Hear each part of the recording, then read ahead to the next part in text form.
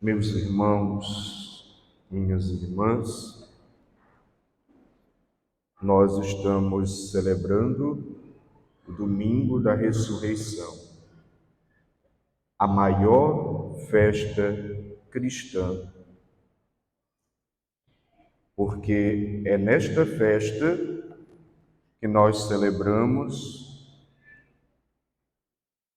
a plenitude, vamos dizer assim, da graça de Deus agindo em nosso favor, do amor de Deus sendo manifestado por nós.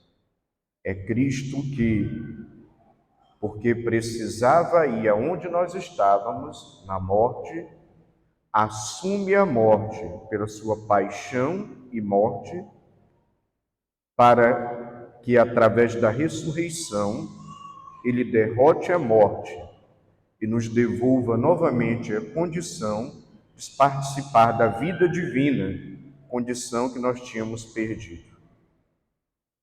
Portanto, a festa da Páscoa é uma festa de esperança. Celebrar a Páscoa é celebrar um Deus vivo. Nós não celebramos um Deus morto. Ele ressuscitou.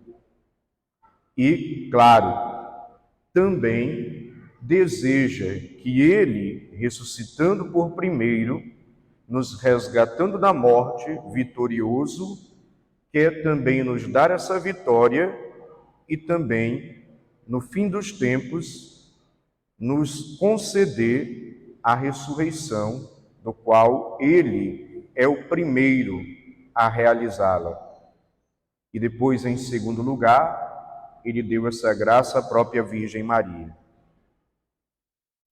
Então, os discípulos, como nós vimos agora no Evangelho, que acabou de ser proclamado, e Maria Madalena, também as outras mulheres, pareciam estar atônitos, perturbados, porque eles se depararam com o fracasso. Diante da paixão e morte de Jesus, tudo aquilo que eles entendiam do Messias, que não era um entendimento pleno, todo o mal entendido, no sentido que eles esperavam o Messias que ia fazer uma revolução, ia pegar em armas, ia expulsar os romanos, ia implantar o reino definitivo, de repente é um projeto que fracassou. O Mestre, aquele no qual eles depositavam toda a esperança, morreu na cruz. Portanto, eles estavam desanimados, eles estavam com medo e eles foram contrariados naquilo que eles imaginavam. Portanto, Deus sempre nos contraria. Os pensamentos de Deus não são os nossos pensamentos. E, aliás, para a nossa conversão é bom que Deus nos contrarie, porque a verdade nos contraria para nos libertar. Então, eles estavam sofrendo a dor da perda. Eles esperavam esse Messias que iria já realizar uma vitória triunfante e aos olhos deles só havia derrota. Ele morreu como um maldito, ou seja, a pior morte possível, crucificado. Estavam tristes, abatidos, cabisbaixos, se escondendo, inclusive. Você imagina, quando nós acreditamos em algo, em algum projeto ou em alguém, investimos tudo naquilo, foi isso que eles investiram. Eles investiram tudo ali no Messias. Vocês já imaginaram investir algo, investir a sua vida num projeto, dedicar-se e de repente tudo aquilo parecer que foi por água abaixo? Nos coloquemos no lugar deles, imaginemos a reação deles, como eles estavam. Os discípulos e Maria Madalena. Tudo aos olhos humanos deu errado. Eles estavam vivendo uma verdadeira frustração. E nós também, na nossa vida, temos as coisas que dão errado. Temos as frustrações porque o mundo não é perfeito, o mundo afetado pelo pecado traz consigo suas contradições, seus erros, e nada na realidade humana vai ser 100%. Por isso, é da realidade humana, afetada pelo pecado, conviver com as frustrações, as decepções. Não desanime diante das decepções da vida, elas fazem parte da realidade. Temos que saber conviver com elas e, na medida do possível, superá-las. Não aconteceu, como disse, o que eles esperavam. Não aconteceu o que eles queriam. E meu irmão, minha irmã, quantas vezes você na sua vida, você esperava uma coisa e não deu certo? Você queria uma coisa e deu outra. Quantas vezes você fez um projeto e foi tudo por água abaixo? Então a mensagem da Páscoa também nos ensina a lidar com essas coisas. Faz parte da vida as coisas darem errado. Não é para fazer uma tempestade no copo d'água, não é para entrar em crise, não é para se desesperar nem se deprimir, não é para ficar se culpando ou culpando os outros. Faz parte. Aprendamos a perceber que essas realidades, inclusive a partir dos próprios discípulos de Jesus, que estavam com ele, que conviveram com ele, eles experimentaram essa frustração. Por que nós não? Uma sociedade do bem-estar, ninguém quer enfrentar a frustração. E às vezes nós vamos mimando as novas gerações, super protegendo, ao invés de ensinar as pessoas a lidar com as frustrações da vida.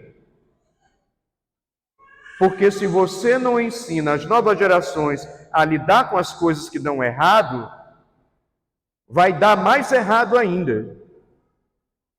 É gente que vai ser intolerante porque não sabe lidar com a frustração. É gente que vai ser violenta porque responde com aquilo que deu errado com violência. É gente que vai cair em depressão porque não sabe reagir diante de algo que deu errado. Nós temos que aprender a lidar com as frustrações da vida. Não adianta fazer drama.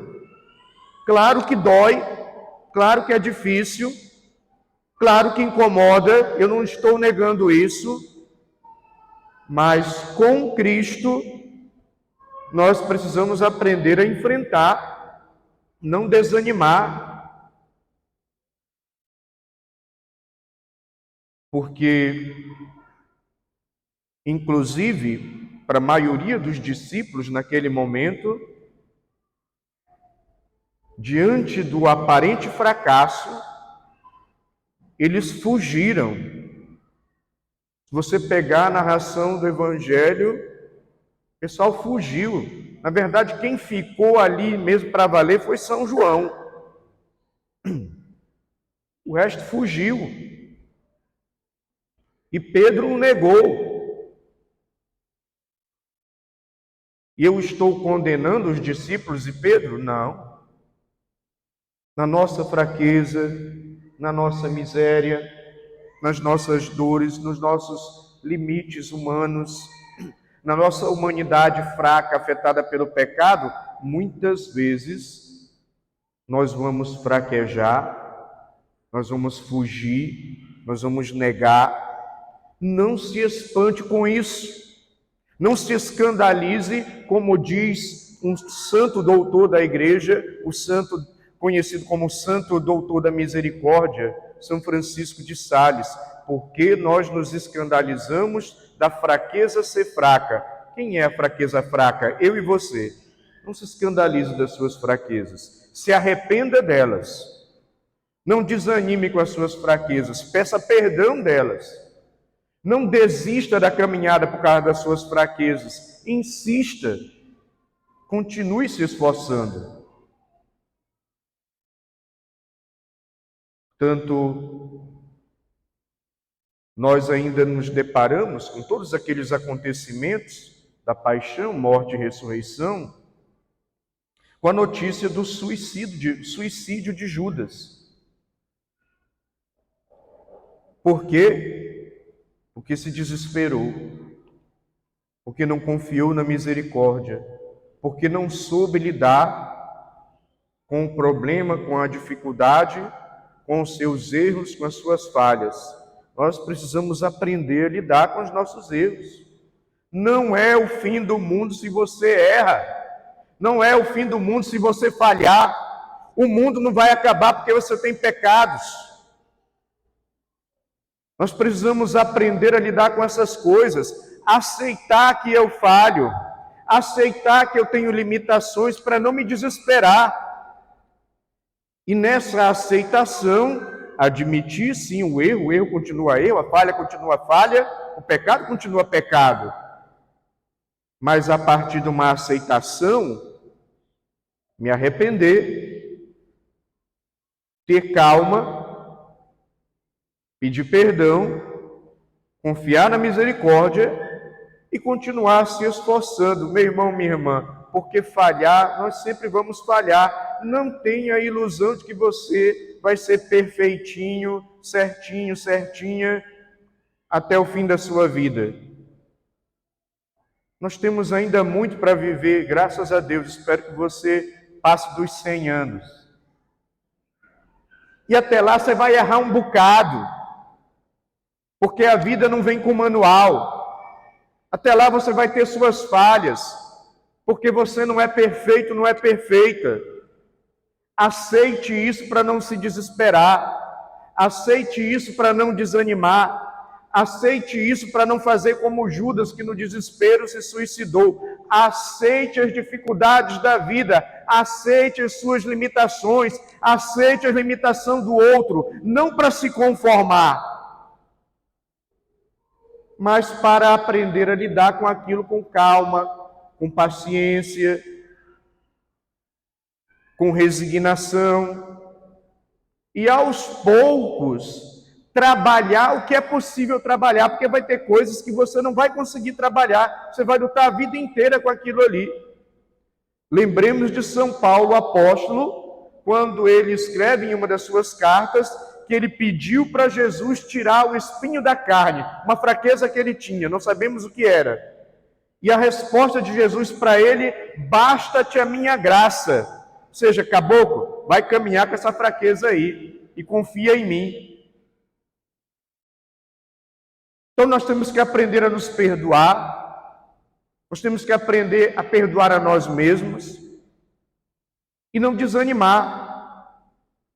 Isso não significa que você vai relativizar a sua falta, você continua se esforçando, mas sem ficar se culpando, se condenando, se julgando, porque isso faz uma pressão psicológica na sua cabeça que daqui a pouco você desiste de caminhar. Ou daqui a pouco você relaxa na prática da fé.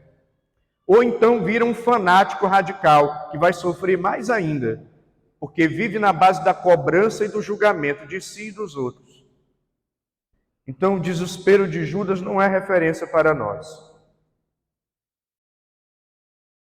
Então eles estavam desestruturados. Porque às vezes a gente tem uma fantasia de que, os discípulos que estavam com Jesus, parece que estava todo mundo de cabecinha torta, mãozinha posta. Parece que nem pisavam no chão, não sofriam. Sofreram. Foi duro para eles, assim como é duro para nós. Então eles estavam desestruturados e não sabiam o que fazer, como agir. Eles estavam se sentindo perdidos, como muitas vezes na vida nós nos sentimos perdidos. E nessa hora, meu irmão, minha irmã, não se precipite. Espera a poeira baixar. Não tome decisões precipitadas. Tenha paciência. Espera em Deus, como diz a palavra. Mas uma coisa positiva em toda aquela reação deles é que depois eles foram se reunindo. Tanto é que nós vamos daqui a 50 dias celebrar a Pentecostes, e lá, exatamente o Pentecostes é que eles estavam reunidos em oração no cenáculo, mesmo com medo, e junto com a Virgem Maria.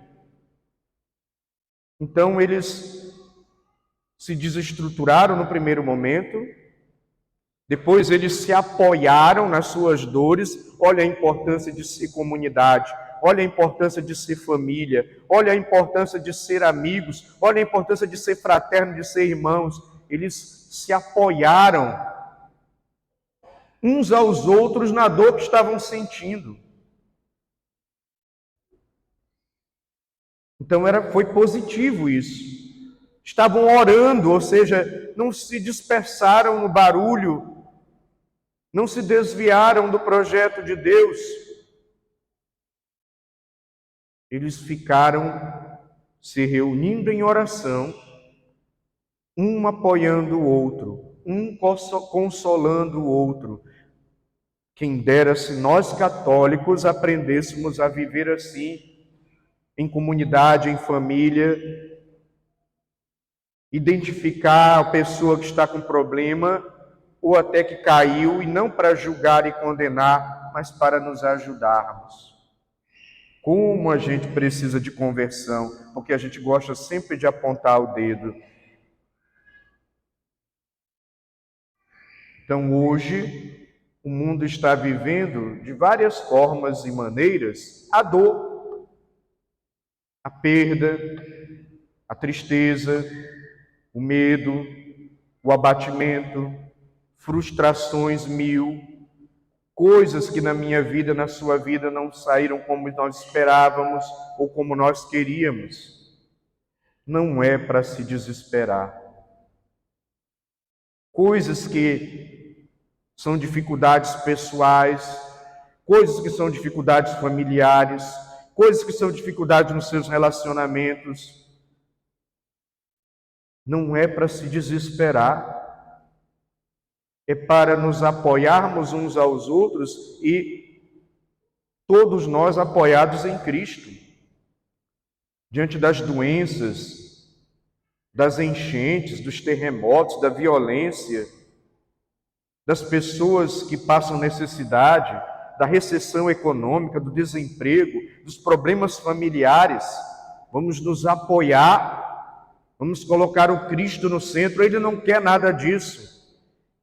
Todas essas tragédias humanas são frutos do pecado e frutos, inclusive, de escolhas mal feitas por nós.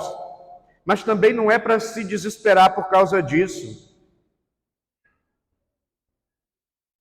Isso talvez nos deixe espantados, admirados, atônitos e desestruturados como os discípulos naquela época, sem saber o que fazer. E aí surge aquela pergunta: por que Deus permite tais coisas a nível pessoal e a nível mundial ou na sociedade? Os discípulos também, e aquelas santas mulheres, também deveriam ter se perguntado: por que tudo isso? Por que a paixão? Por que a morte de Jesus? E a gente sempre responde da pior maneira: porque Deus quer. Não, não é porque Deus quer. É porque o mundo, afetado pelo pecado, tem suas falhas e tudo isso, e todos nós somos atingidos por essa falha. Então, em primeiro lugar, Deus não é o autor do sofrimento. Deus não é o autor da doença e nem da morte. Tudo isso deriva do pecado. A humanidade colhe aquilo que ela planta. Em segundo lugar, aonde tem dor e sofrimento, Deus está ali. Ele sofre junto conosco. Não é à toa que ele morre na cruz. Ele próprio não se poupou de passar pela dor, pelo sofrimento e a morte, como consequência dos pecados da humanidade. para nos ensinar a suportar e enfrentar as dores do mundo.